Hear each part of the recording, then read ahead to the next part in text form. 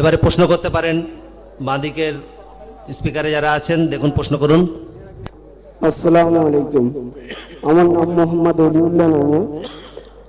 আমি শোয়েব ভাইকে প্রশ্ন করতে চাই যে হিন্দু ভাইরা বলছে পুনর্জন্ম, মানে তার মানে জন্মের পরে তার আবার জন্ম হবে, কিন্তু আমার মুসলমান ভাইরা বলছে যে যে একবার মরবে সে আর পৃথিবীতে আসবে না। এইটার মধ্যে যদি একটু ভেরিফাই করে দেন তাহলে খুব ভালো হয়।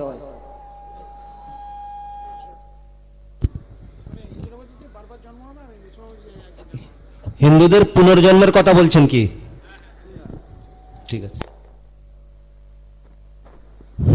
প্রশ্ন এসছে যে উনি শুনেছেন যে হিন্দু ধর্মে বারবার জন্মের কথা উনি হিন্দু ভাইদের বা বন্ধুদের কাছ থেকে শুনেছেন। ইসলাম বলছে একবারই জন্ম হবে, একবারই মৃত্যু হবে। এই ব্যাপারটা কি? আমি প্রথমে, যেহেতু শর্টে উত্তর দিতে, বেশি ব্যাখ্যাতে যাব না, সংক্ষেপে উত্তর দিব এভাবেই যে কোরআন মাজিদে আল্লাহ সুবহানাহু ওয়া তাআলা বলছেন যে this life is a test for the here after.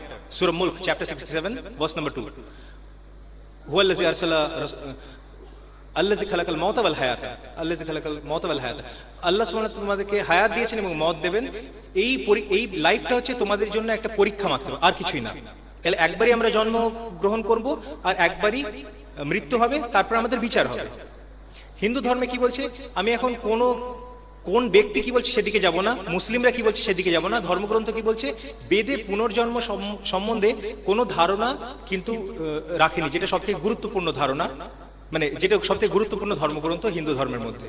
এই ধারণাগুলো নেওয়া হয়েছে হয় ভগবদ গীতা বা ভগবত পুরাণ খণ্ড 9 অধ্যায় 24 শ্লোকা 56 বা ভগবদ গীতা চ্যাপ্টার 4 ভার্স 7-8 থেকে। কিন্তু সমস্ত বেদ যদি আমরা পড়ে থাকি, এই পুনর্জন্ম মানে যেইভাবে আমরা পুনর্জন্মকে বুঝছি যে বারবার জন্ম, বারবার মৃত্যু, বারবার জন্ম, সেই কথাটা কিন্তু পুরো সম্পূর্ণ বেদে কোথাও লেখা নেই।